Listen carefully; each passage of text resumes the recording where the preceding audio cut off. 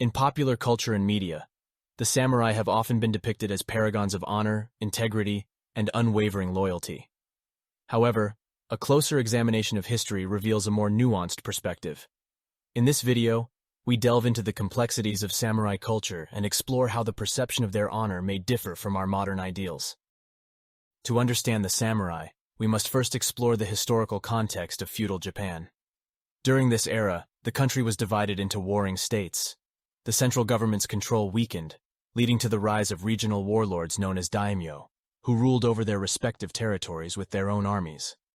As conflicts between these daimyo intensified, the need for skilled warriors to protect their domains and secure their power became necessary. It was during this time that the samurai, also known as bushi, emerged as a distinct class of warriors. The samurai were highly skilled in combat and were renowned for their expertise in swordsmanship, archery, and horsemanship. The samurai followed a strict code of conduct known as bushido, which emphasized loyalty, honor, self-discipline, and moral virtues. Bushido served as a guiding principle for samurai behavior, both on and off the battlefield.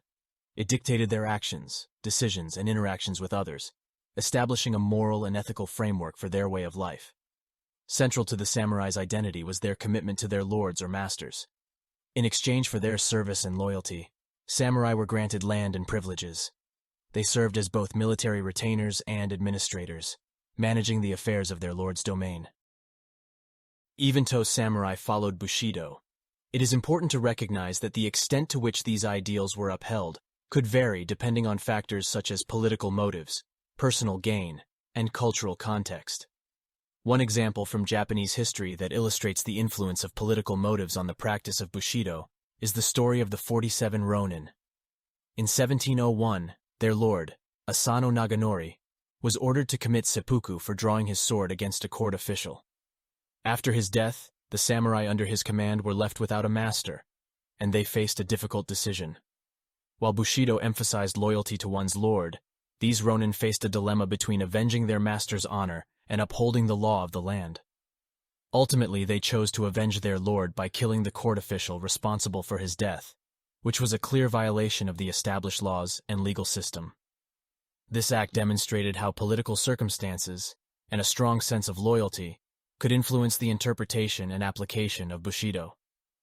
Another example highlighting the influence of personal gain on bushido can be found in the Sengoku period, a time of intense warfare and political instability in Japan. During this era, daimyo often shifted allegiances and fought for personal gain rather than upholding the ideal of loyalty. The actions of warlords such as Oda Nobunaga and Toyotomi Hideyoshi exemplify how ambition and the pursuit of power could supersede strict adherence to the code of bushido. These warlords would employ various strategies, including political alliances, deceit, and military force, to achieve their objectives, even if it meant betraying former allies or acting in ways contrary to the principles of bushido. If we look at the effect of samurai on the people, we can see that the position of power held by samurai in feudal Japan granted them the authority to establish and enforce strict social hierarchies. Their privileged status led to the exploitation and mistreatment of peasants and lower social classes. This behavior sheds light on a more complex and nuanced understanding of the samurai's role in society. Moreover, the samurai had the authority to exercise their right of the first night privilege, which allowed them to claim the virginity of commoner brides on their wedding night. While this practice may have been sporadic and not universally applied, its existence exemplifies the power imbalance between the samurai and the lower classes. Such acts of sexual exploitation further underscore the darker aspects of samurai conduct.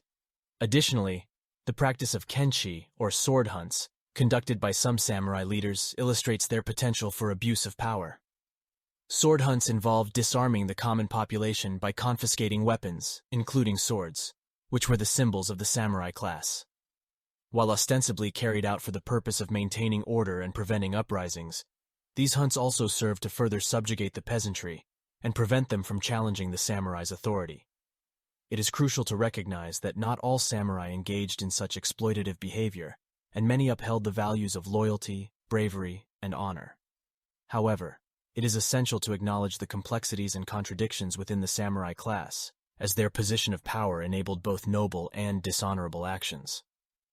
By examining these historical instances, we gain a more comprehensive understanding of the samurai's role in feudal Japanese society and the impact of their actions on the lower social classes.